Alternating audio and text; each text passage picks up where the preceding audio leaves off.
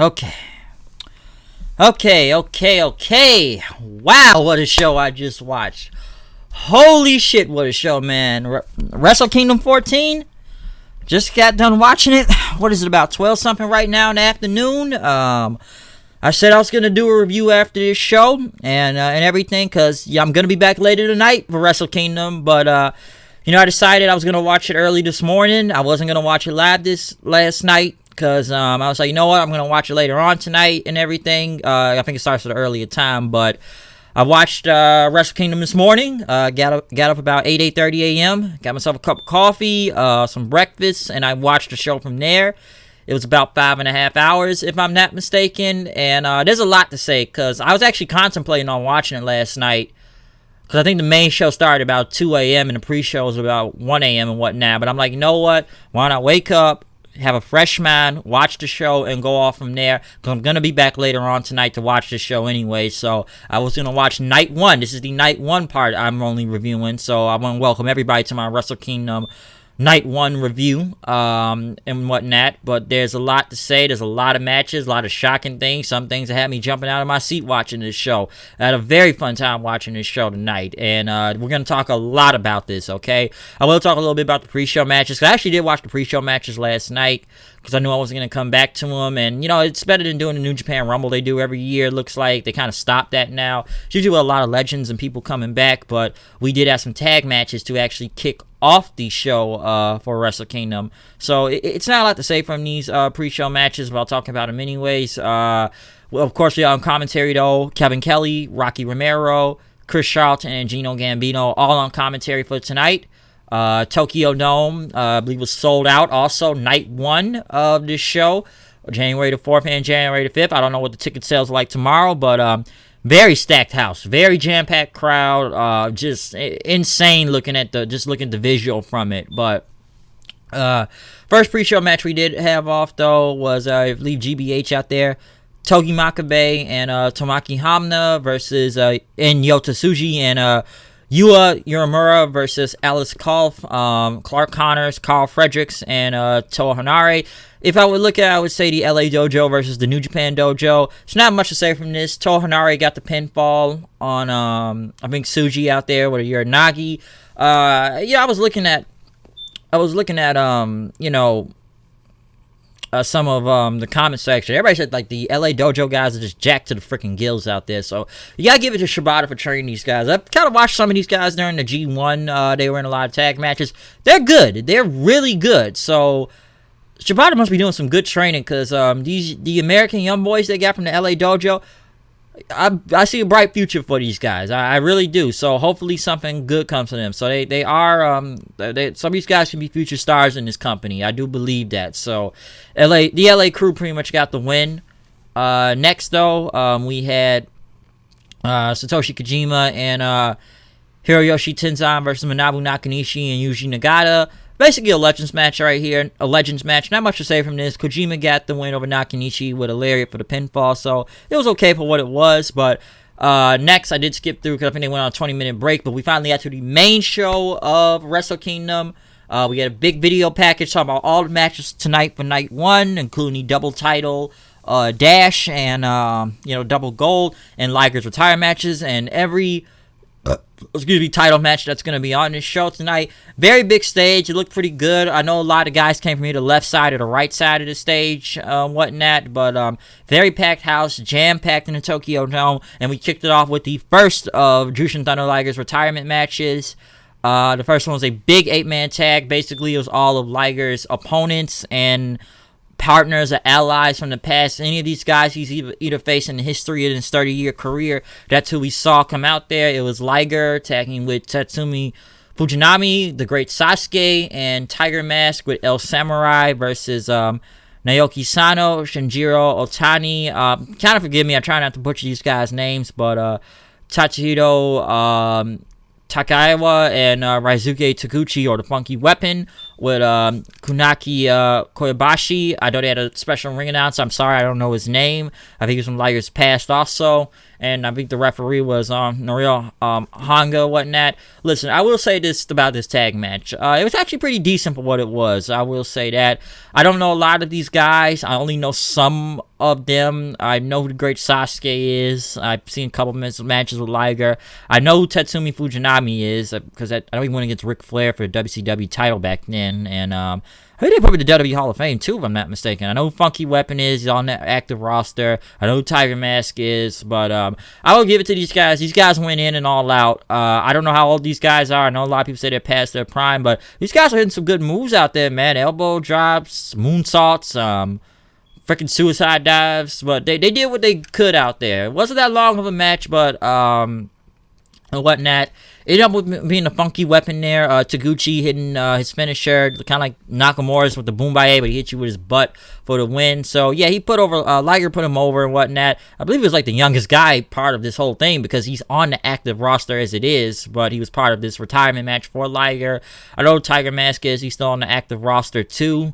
But, you gotta get up to Jushin Thunder Liger, man. The guy can still go even at his age, especially still wrestle a high-octane level style. It's like the guy doesn't even look that different out there, but I think he knew it was time to go. But, he put over Taguchi and whatnot. They all took a bow and, pretty much held their arms up together, though. So, this was the first of Liger's match. We will see him tomorrow night, or technically tonight, in the Tokyo Dome, tagging with, I'm sorry if I get his right name, Sano there, Naoki Sano, against Dragon Lee or Ryu Lee and Hiromu Takahashi and whatnot. So we will see that. I will say one thing real quick, just a couple quick memories of Liger or whatnot.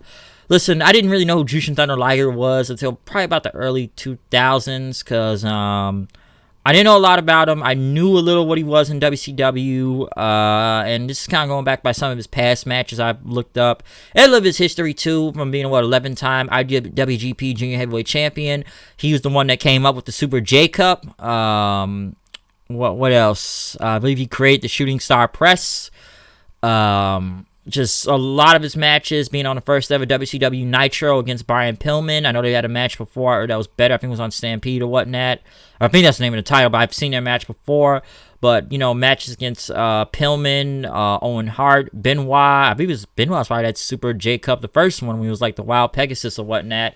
Matches against Guerrero, Chris Jericho. A lot of matches on WCW. Ultimo Dragon was one of his biggest opponents also in the Tokyo Dome and whatnot.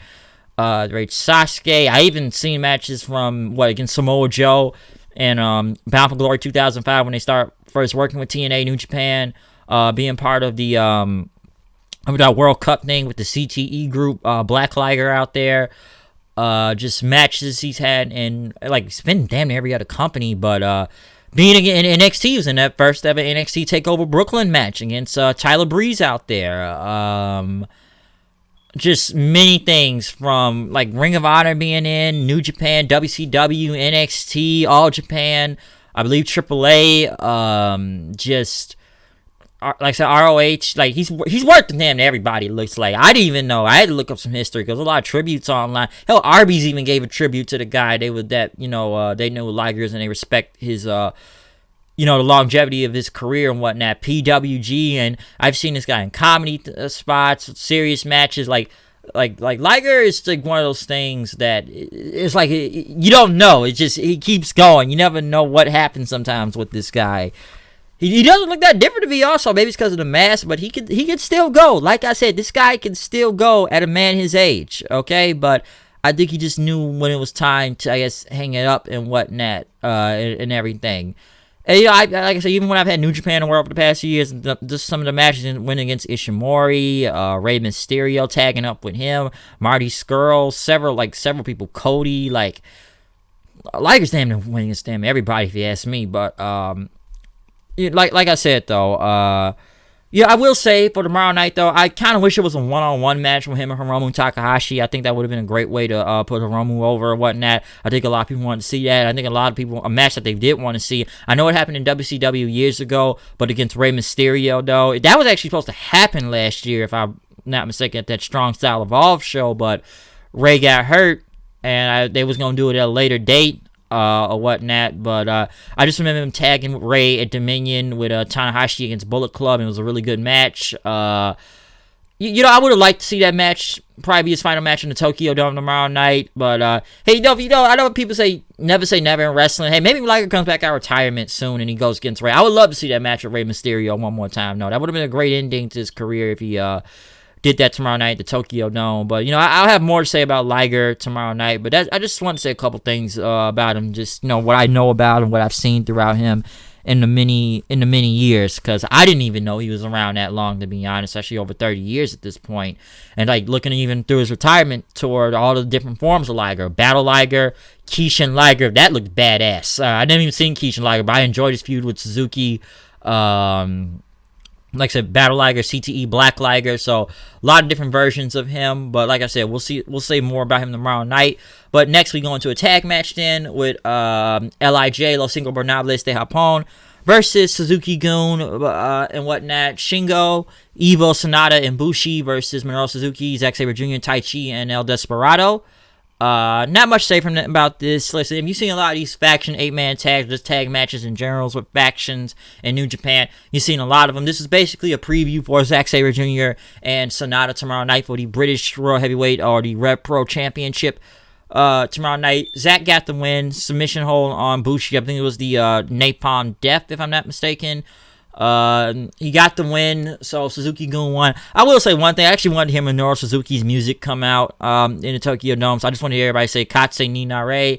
That's always fun. I love Suzuki's entrance. I wish we would have got a singles match on New Japan in general this year in the Tokyo Dome, but I guess not happening at Wrestle Kingdom. Then again, there's a lot of rumors about him leaving New Japan after Wrestle Kingdom anyway, so I'm not sure about that, but I heard rumors about it for a while now.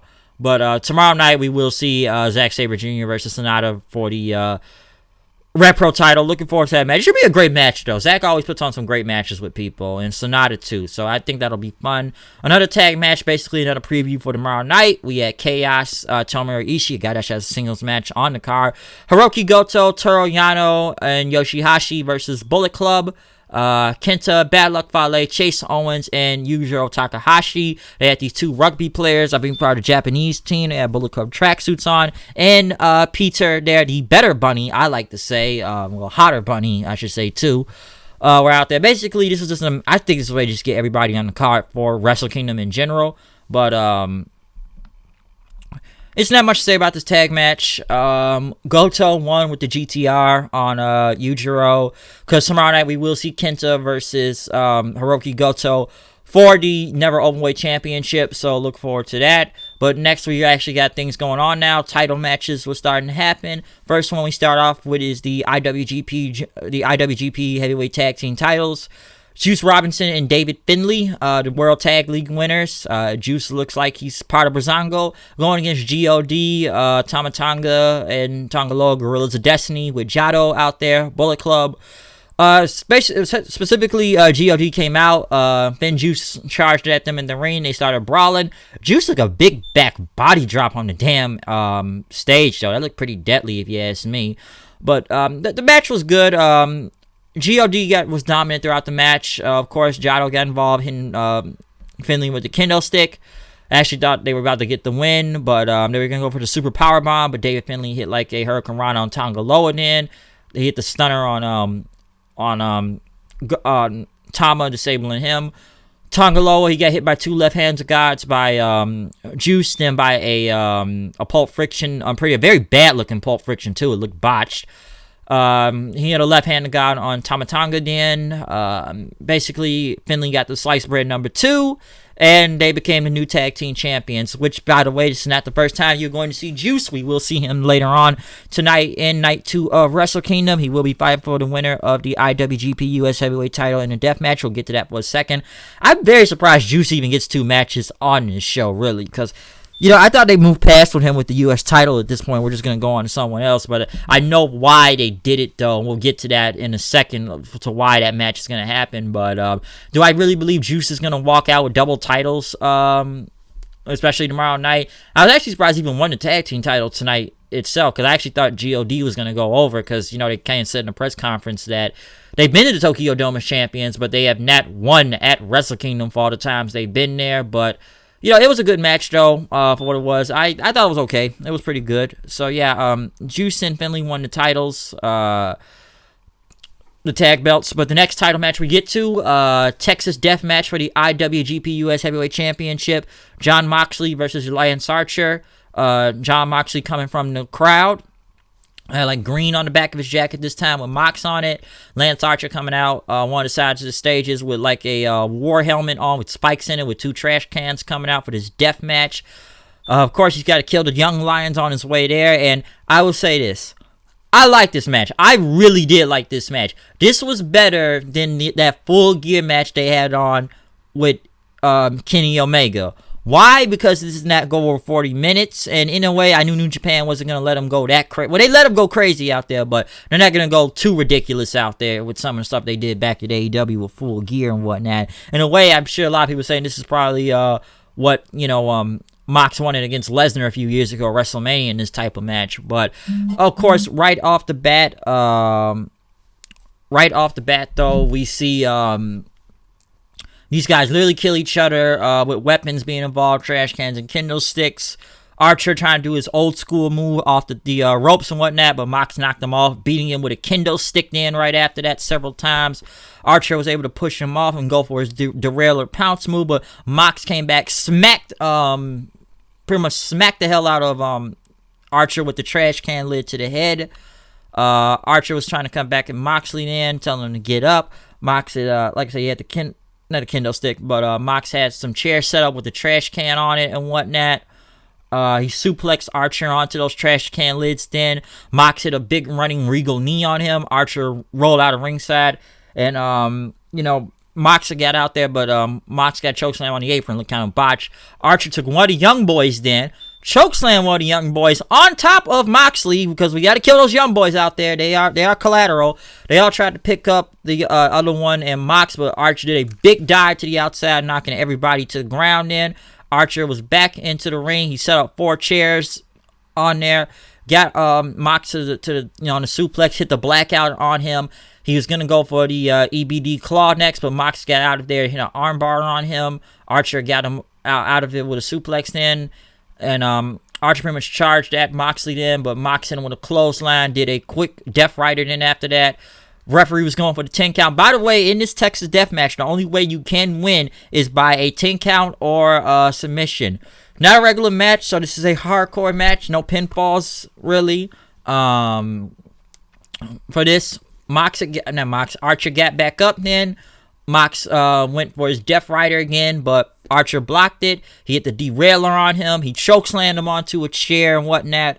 Mox still got up before the 10 count, and he held his middle fingers up at Archer. Archer kicked the hell out of him with a big boot. Got a plastic bag then, tried to suffocate Moxley with the EBD claw and whatnot. He held it in. The referee had held up Mox's arm for almost 3 times, but Mox was able to get out of the claw then. Archer pretty much beat him down, and he got 2 tables in and set him up by ringside. He took his helmet he came out with, started clawing at Moxley's face, trying to get him to bleed or whatnot. He was going to go for the blackout from up top, but Mox got out of it. They kind of brawled on the apron then. Mox hit a super Death Rider onto both tables, looked deadly as hell. Archer's head went through the freaking table, sliced his arm, and looked like blood everywhere. Mox got up before the 10 count. Archer was down. Mox became the new IWGP US Heavyweight Champion. Brutal match out there. I enjoyed it. Crowd seemed to be into it too. So this was a way better match. Went about 11 minutes. Not too long, but these guys did work hard out there and beat the hell out of each other, okay? But of course, the reason why I'm sure Mox won, because he got on the microphone next. He said he was a gambler, and he said he was going to go to the Tokyo Dome. He was going to leave with nothing or win, or leave with everything. But he says him and Juice, we got a score to settle tomorrow night, so that's going to happen. Of course, we got to do the rematch. So I do believe Mox may go over Juice tomorrow night, if you ask me. Because I don't know if Juice is really going to walk away with 2 titles in that. Archer, though, in a way, I kind of wanted Archer to win both nights just to kind of surprise the crowd, because in a way, I figured when this match was announced with Mox going to be in it, I figured he was going to win the U.S. title back from Archer, but because I feel like Archer's been doing really good lately, especially when he was in the G1, and then now being especially a singles match in Wrestle Kingdom finally, and this is Mox's first Wrestle Kingdom too. in New Japan also and whatnot. So I enjoyed this match. Way better hardcore match though. Okay, way better one. Woke the crowd up in my opinion. So these guys beat the hell out of each other. We will see Moxley back tomorrow night though. Next, and I may be jumping to conclusions real quick, but when I was watching this show, next is probably like one of my favorite matches of the night, or maybe this weekend of Wrestle Kingdom. Will Ospreay versus Hiromu Takahashi for the IWGP Junior Heavyweight Championship. This is now when shit's going into high gear, okay?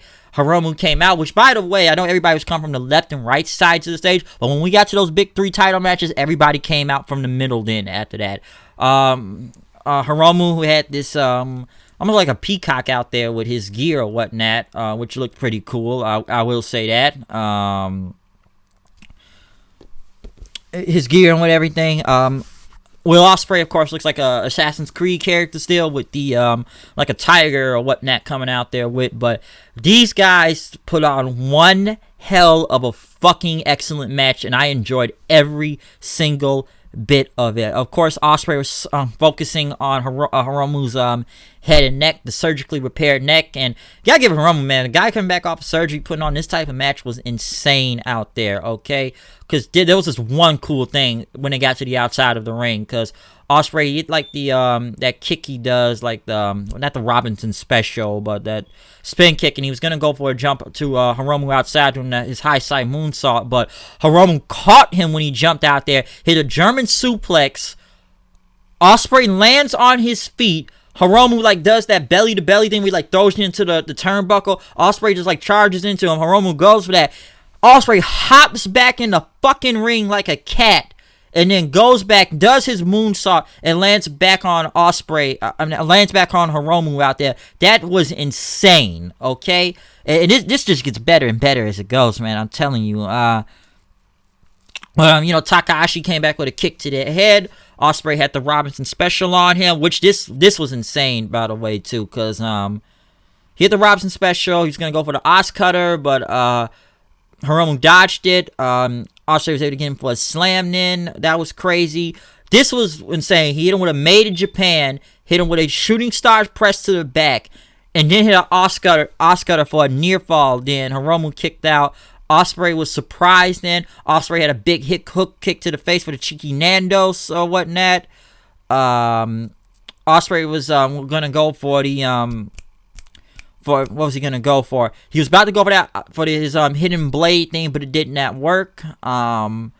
He went for the cheeky Nandos, and I think he had him to the ground. Takahashi, though, basically hit a big power bomb from the top rope, which just looked insane. Both guys were fatigued, getting up, trading strikes back and forth from each other. Ospreay was going to go for another Os Cutter, but Hiromu dodged it then, hit a big suplex on him. This suplex looked fucking crazy because I was going to go for a powerbomb, but he flipped that shit into a Canadian Destroyer. That looked insane. Hiromu got back up then. He got Ospreay back up. He got him hit him into the corner, hit the time bomb finisher on him. Then Ospreay was gonna go for the time bomb, but Ospreay got out of there. Then he went for the hidden blade, which he finally got the hidden blade on him. Then, which looked insane and whatnot. He had another kick. Hiromu got out of the Stormbreaker then, and then next thing you know, they hit a big Spanish Fly, Ospreay and whatnot. That looked insane. Hiromu was able to get back up. Once again, he got another Canadian Destroyer on him after dodging that powerbomb like move or whatnot. I'm sorry if I'm getting that wrong. Hiromu then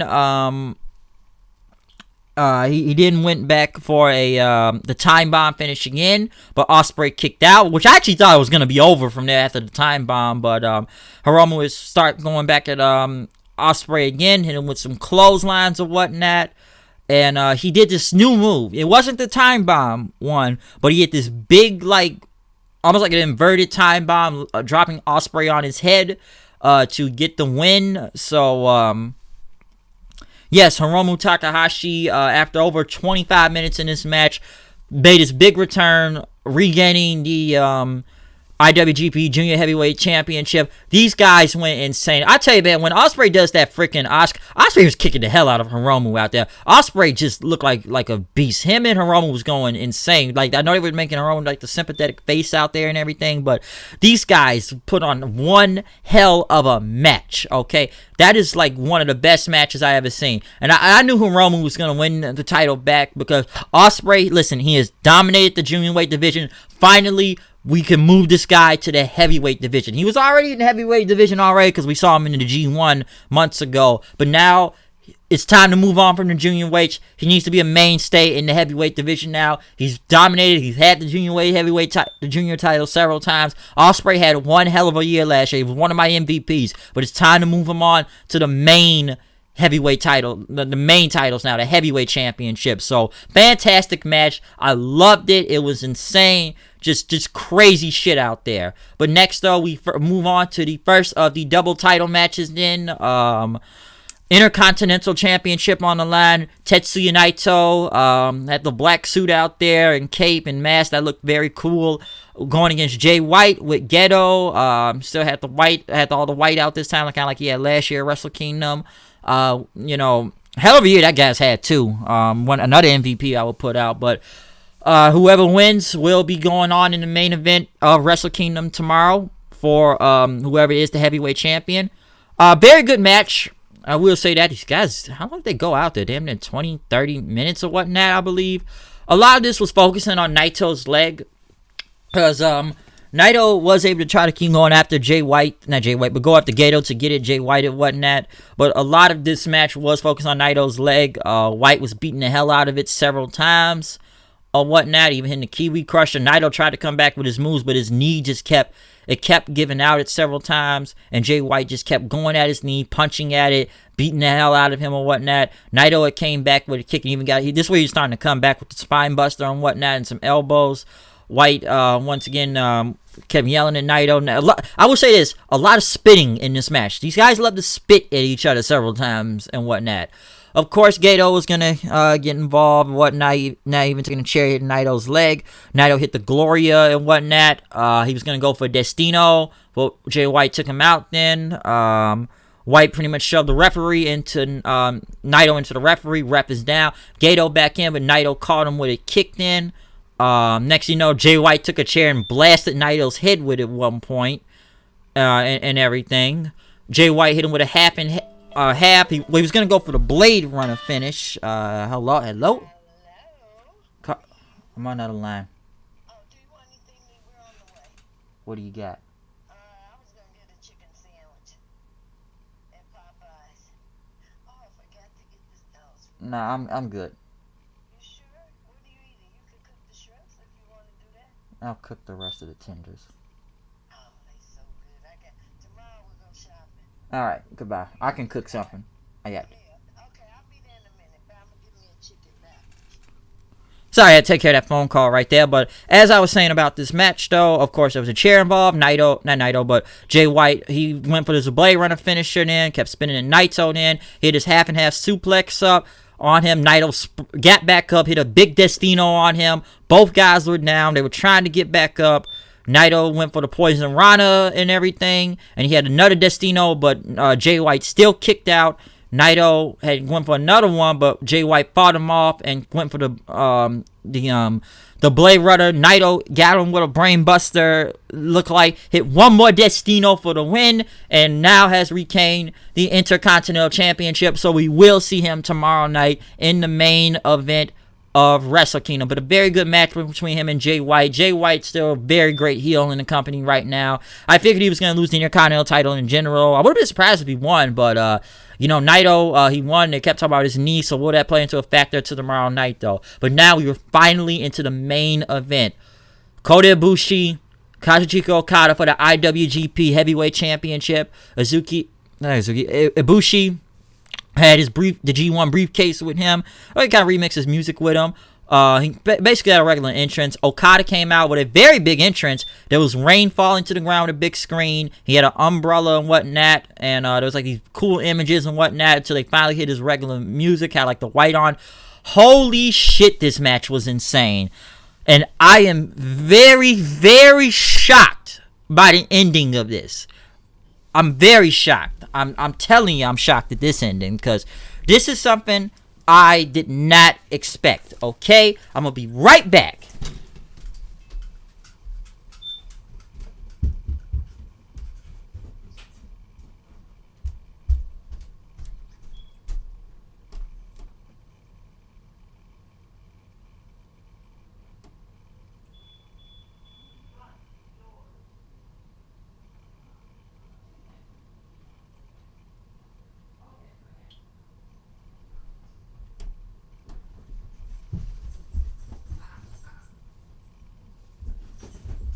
No, you say that.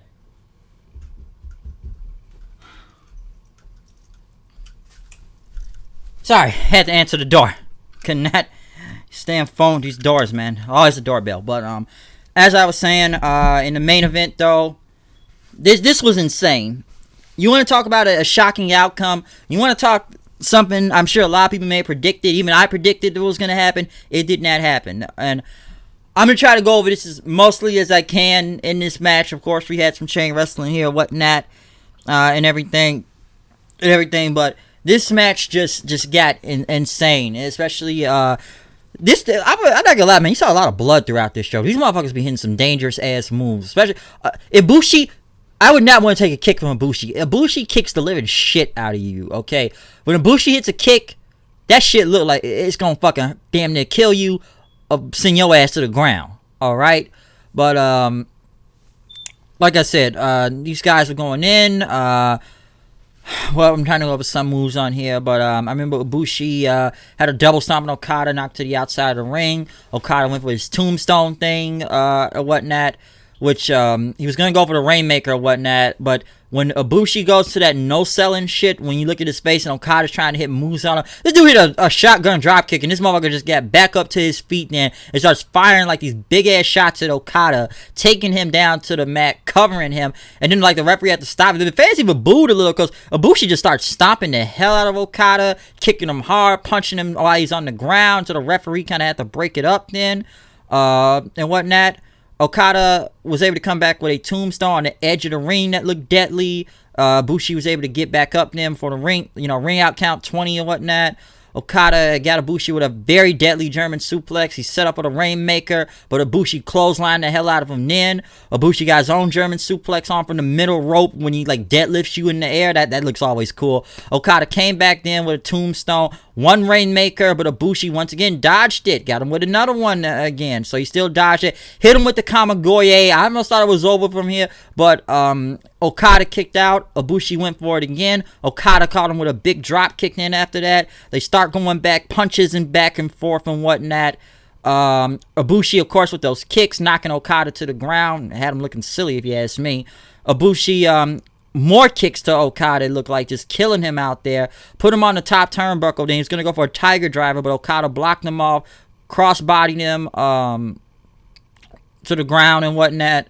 Okada pretty much... No. He jumped, and Ibushi hit him with like a power bomb from midair. He was going to go for like a drop kick, but Ibushi caught him in midair for a power bomb that looked deadly. And then Ibushi just went back up to the ropes. He hit a Phoenix Splash. Okada dodged it. Okada then hit it with a Rainmaker, like a spinning Rainmaker, then a regular one. Ibushi still kicked out. Okada went for another one. Ibushi then dodged it and whatnot. And because Okada went for like 2-3 more Rainmakers. He got him up for the final one. Ibushi dodged that shit, hit him with a V-trigger, and I swear to God, Ibushi was about to pull off a Kenny Omega and hit a damn one-wing angel on his ass.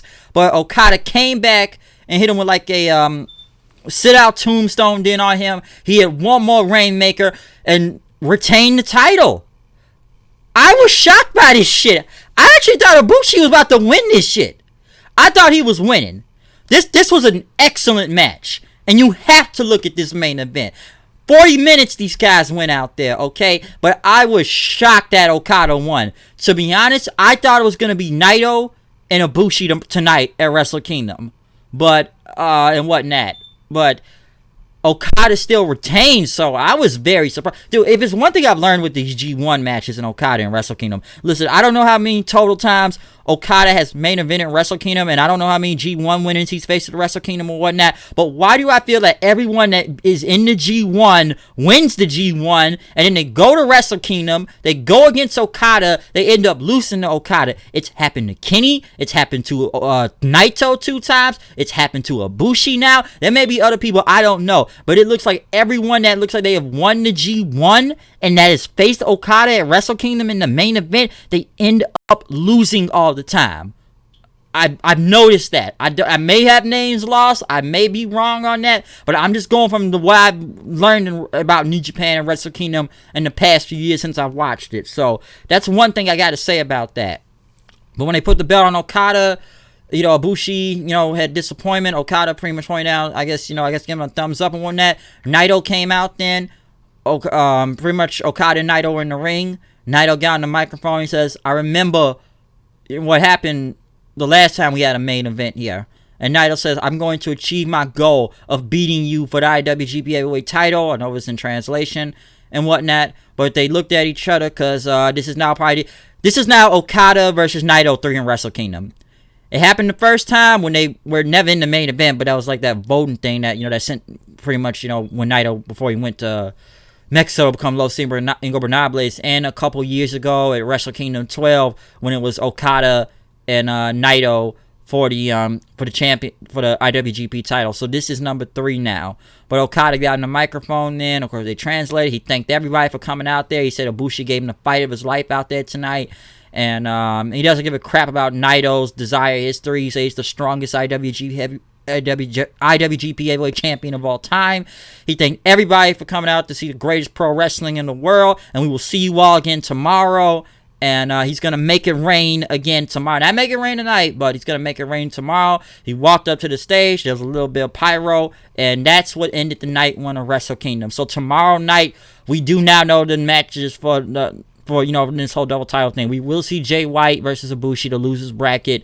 And we will see Okada versus Naito 3, it looks like. I am hoping Naito wins this match. You know what? I maybe sound like a mark, and yeah, I'm a big LIJ fan or whatnot, but I am hoping to God wins this damn match, okay? Because I'm actually surprised Okada even won this. I didn't think he was going to win. I really did not think he was going to win this match. I didn't, okay? And I was shocked by that. But, just a hell of a main event, man. I'm telling you, this was great. This was fun to look at. I had a fun time watching this show. I'm sure I'm going to have some more fun tonight watching this again. So, other than that, Wrestle Kingdom has just been very fun and whatnot in the past 24 hours and whatnot. So, this is going to be a very big night.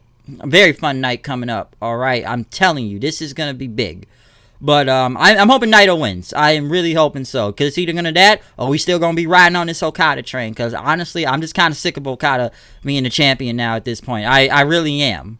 So I'm hopefully this is going to be finally Naito's time. And we get a big LIJ call later on tonight. But I know these guys are going to put on a hell of a match. And this is only night 1. Imagine the condition they're going to be in for night 2 tomorrow night. But we will be back. We will be back with another review. We got a lot of matches tonight. A lot of title matches. British World Heavyweight title on the line. Zack Sabre Jr. and Sonata. Chris Jericho versus Hiroshi Tanahashi. If Tanahashi wins, he will get a shot at the AEW Championship. Kenta versus Hiroki Goto. Never Openweight Championship. Junior Heavyweight Tag Team titles on the line. El Phantasmo and Taiji Ishimori versus Roppongi 3K. Jushin Thunder Liger's next retirement match tomorrow night. I'm sorry if I'm forgetting any other matches that are on this card. Never Openweight Championship. I don't know. But I tell you, man, it's been a big show, and we will be back tomorrow night with more. Well, other than that, I am done with this review. I hope you enjoyed it. Comment, subscribe, tell me what you thought about Wrestle Kingdom. Did you even stay up for Wrestle Kingdom that night? Did you stay up and watch it live? Because I like I said, I got up this morning and I watched it, but I will be back later on tonight to watch it live. I will probably have the review for the next of part 2 for night 2 of Wrestle Kingdom tomorrow, maybe in the daytime, it looks like. But like I said, man, just a fantastic night 1, or just a show in general. So we got more and more tonight, tomorrow, time zone, whatever time zone you live in, okay? But other than that, comment, subscribe, tell me what you thought about Wrestle Kingdom 14 Night 1 review. Tell me what you just thought about the show in general.